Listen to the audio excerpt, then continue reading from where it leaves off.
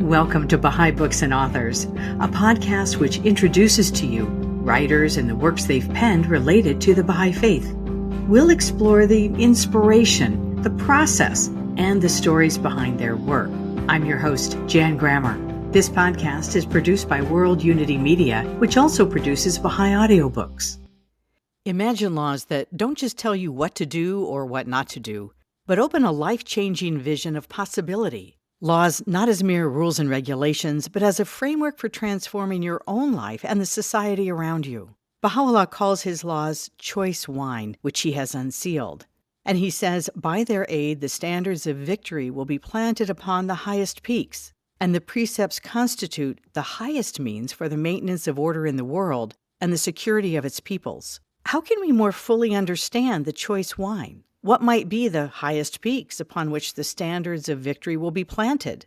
Dimensions of Baha'i Law is a collection of essays on this fascinating topic, delving into aspects of Baha'u'llah's laws, exhortations, and precepts, illuminating how they nurture inner spiritual growth, while also bringing about meaningful social change for the maintenance of order in the world. Author Dr. Roshan Danesh is an accomplished educator, lawyer, and conflict resolution expert. He'll help us explore how Baha'i law inspires a deeper understanding of justice, unity, and transformation. Welcome, Roshan. Thanks for having me. Happy to be here. What inspired you to compile Dimensions of Baha'i Law? The book is a compilation of a set of articles that I wrote over a span of 20 years or so. But my initial interest in Baha'i law, I was an undergrad student in Montreal in 1992, which is when the English translation of the Kitáb-i-Aqdas was made widely available for the first time. At that time, there was a lot of excitement and study in the Baha'i community about it and a lot of talk about it. And I got interested in it, and it started me on a path of going to law school and then graduate studies in law. And all along that legal journey, while I've done other things, exploring Baha'i law and how we think about it was one aspect of my studies over those years. How would you describe the Kitáb-i-Aqdas, the book of Baha'u'llah's laws?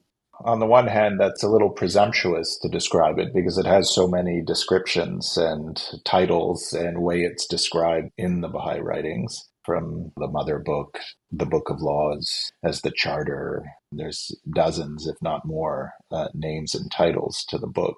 But I think part of your question, and this goes also to the question of what inspired me to compile the book, is really to question, challenge, encourage people to reflect on their own assumptions about law and about Baha'i law that they carry with them when they start thinking about the book. That we all live and come from different legal cultures and legal imaginations, and some of those ways of thinking about law are not necessarily aligned or in consort with how Baha'u'lláh encourage us to think about law. So in that respect, when we talk about how we describe the Kitáb-i-Aqdas, it's a book, given its extremely condensed expression of very complicated ideas, that we almost have to approach the ways that we would approach any great writing, literature or otherwise, where every time we visit it, we're finding new meanings, new associations, new personal insights into it. And that's a very different way of reading something than when we pick up some boring book of statutes and start leafing through them. It certainly isn't a list of do's and don'ts. There's much written in it which uplifts and seeks to transform. Can you give us an example? Just with your question and the way of framing of do's and don'ts, it's important to remember that Baha'u'lláh came from a legal culture of do's and don'ts. Even more of a sense of do's and don'ts and an emphasis on rigidity of do's and don'ts than people from many other parts of the world may imagine. And this is, of course, the Islamic legal culture that he came out of. While there's many different Islamic legal traditions, at the time and in the context Baha'u'lláh was in, it was a very legally oriented way of viewing the world. Individuals would be encouraged to, in many ways, blindly obey rules. And that this was key to salvation. This was key to ordering one's life in the right way. So you can imagine these early followers of Baha'u'lláh asking, where are the do's and don'ts? What do we do? What do we don't do? There's a lesson in the history of the response to those because he resisted answering those. He didn't give them the new list of do's and don'ts. At one time, he revealed some do's and don'ts, but then didn't release it to the community or distribute it. Then when he revealed the Kitáb-i-Aqdas in 1873, he held it back for a period of time. There's all this pattern of delay in the application, in the relationship to Baha'i law that is a complete break from that do's and don'ts culture that Baha'u'lláh came from, that the Baha'i faith has its cultural orientation out of. That history, that pattern, that shift, that break is really important for us to reflect upon and carry around when we think about Baha'i law and what it is. There's things you'll read in the book that sound like do's and don'ts, but on the one hand, many of those we're told don't apply or they're matters of individual conscience. They're things you search out and understand for yourself and apply to yourself. And on the other hand, you'll see laws to do with appearance or cleanliness or things along these lines where if you just do a little exploration of explanations of them from the Universal House of Justice or others, or around them and how we're about to apply them, you see that they're actually applications of a spiritual principle, such as refinement and all of the characteristics of physical and spiritual refinement. So rather than focusing on the letter of the law, these aren't my words, this is the House of Justice, we should focus on the informing spirit of the laws and understand it and obey it from that perspective. You mentioned how Baha'u'llah's laws differ from those of the traditional Islamic laws. What about the conventional Western laws? There's many traditions of Western law, and they share certain attributes. And of course, Western law has evolved over time from early roots in a religious legal system and heavily influenced by the evolution of law in Christianity and so forth to more of a social focus on ordering society and how society functions. The Western legal traditions, we carry around with us a sort of set of assumptions that is also around do's or don'ts. It's just those do's and don'ts tend to focus more not on personal, individual, spiritual development and aspects of dimensions of one's life.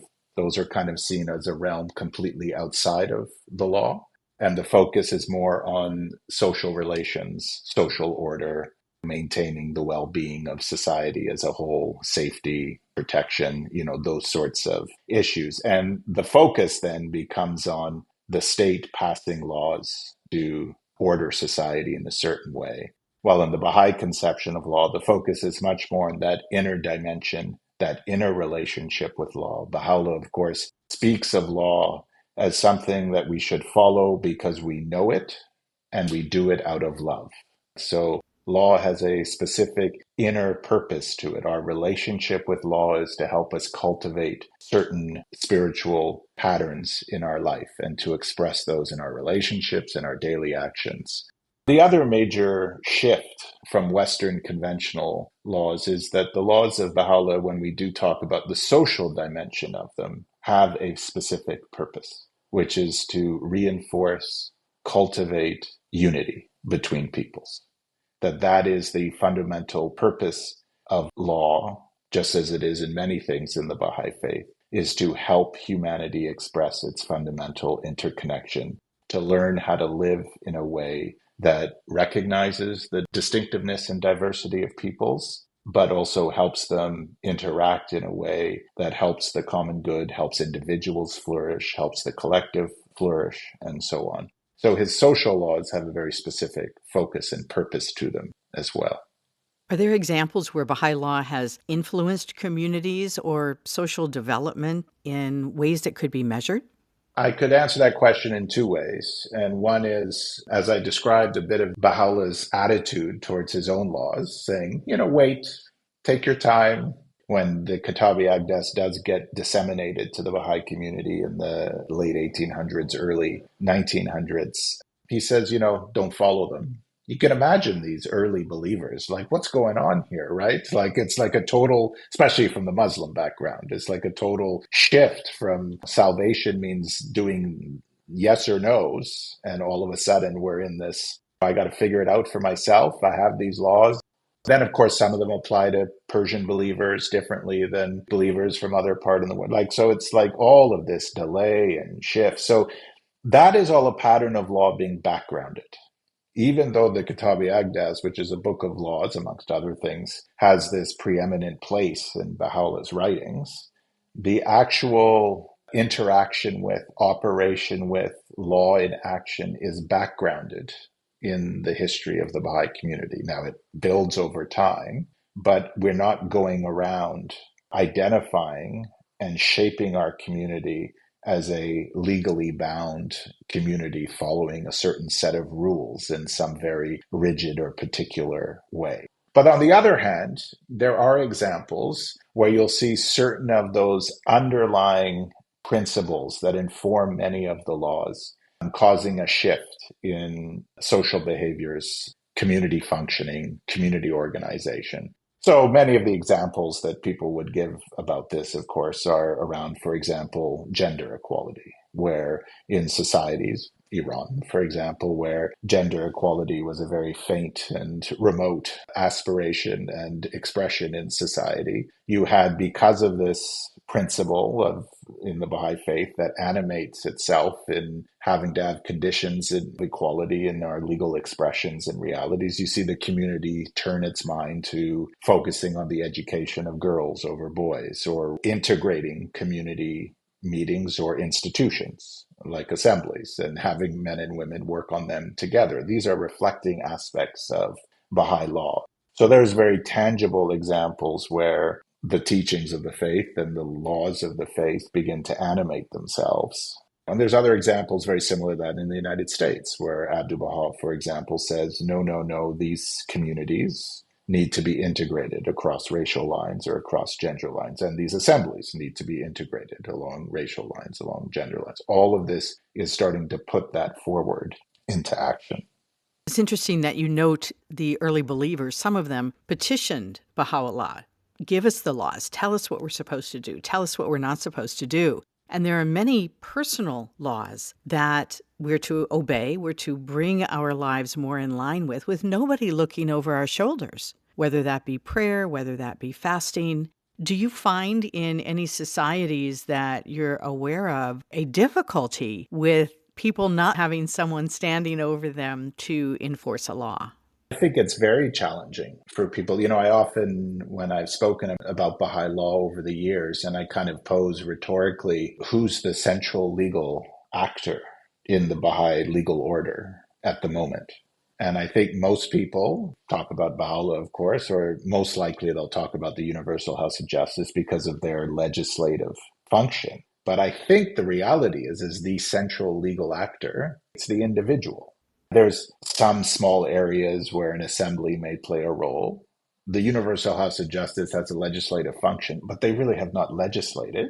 There is not a body of legislation. They did not get elected and then in the last 50 years, 60 years, pass all sorts of sets of laws. They've actually done very little of that. No, it's the individual. It goes to Baha'u'llah's words about obey my commandments for the love of my beauty, and his exhortations to apprehend the laws, to follow them out of knowledge, to form that personal relationship with the laws and one's own conscience for how one's going to follow them, because that then is galvanizing and drawing on the spiritual capacities of the individual to begin to manifest those in their own lives and their relationships in society as a whole.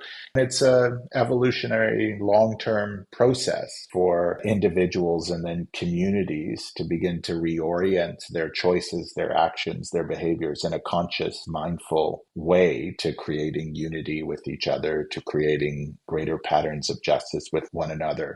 And most importantly, and this connects to one of the reasons for this, is the centrality again of unity in how this is to unfold.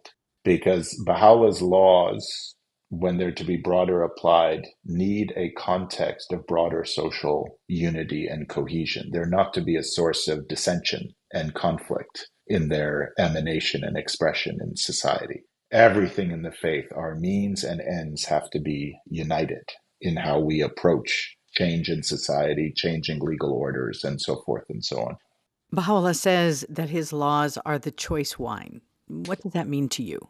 paragraph 5 of the Kitáb-i-Aqdas has been talked about and I think written about a fair bit. So it's often discussed as how following the laws can free us from limitations and inhibitions. Following the laws is one of those cardinal things that can help us fully reveal and live up to our purpose. Because following the laws is a way to spiritually transform and uplift ourselves. We have to remember we're in this odd reality of being spiritual beings in physical form, and it's forever discordant and dissociative. And our whole purpose in life is to increasingly place a focus and an awareness and an understanding and emanate and manifest our spiritual attributes, love, justice, trustworthy, you go down the list in our daily lives. And so following the laws knowingly out of love is one of the ways of cultivating the ability to do that more and more. So in that way, it frees us, it uninhibits us, it helps us meet our purpose. To live more as the spiritual being, not the material, physical being. Thank you. What are your thoughts about laws as the highest peaks upon which the standards of victory will be planted? The highest peaks of our being, the highest expressions of our reality, the highest spiritual refinement and characteristics we can emanate and manifest will be reflected and our purpose shown most, our flourishing, our potential most fully met when we are following the laws or engaging with the laws in that way, according to their informing spirit, right? Not the letter of the law. Blind obedience, if we read the book and just blindly say, I'm going to do X, Y, Z, we will not be doing that. We have to follow them, understand its intent, understand its purpose, and do it out of our choice and will and love. Then we will reach the highest peaks. Would you explain the difference between a precept, an exhortation, and a law? Very functionally, a law would be more a statement of something to be obeyed. An exhortation would be more of a strong encouragement to do something. And a precept would be something, I think, when we're talking about it in the Baha'i conception, that would speak more to a spiritual principle that we should be striving to uphold and live up to in all aspects of our lives. And some respects would underline some of the other categories, would be underneath them and animate the laws and the exhortations. In some instances, you have the same terms in Arabic being used, but then translated as precept or law. What is a key understanding or an insight that you would like the readers of your book to take away? I think a key takeaway is the encouragement to critically self-reflect on one's own assumptions about law when one is trying to understand Baha'i law and understand the Kitáb-i-Aqdas. This has been a fascinating conversation. Thank you so much, Roshan, for taking time to speak with us about your book. Thank you so much. Really appreciate the dialogue. Dimensions of Baha'i Law by Dr. Roshan Danesh is available on BahaiBookstore.com or wherever you get your distribution services. Subscribe or follow Baha'i Books and Authors with your chosen podcast platform. This podcast is produced by World Unity Media.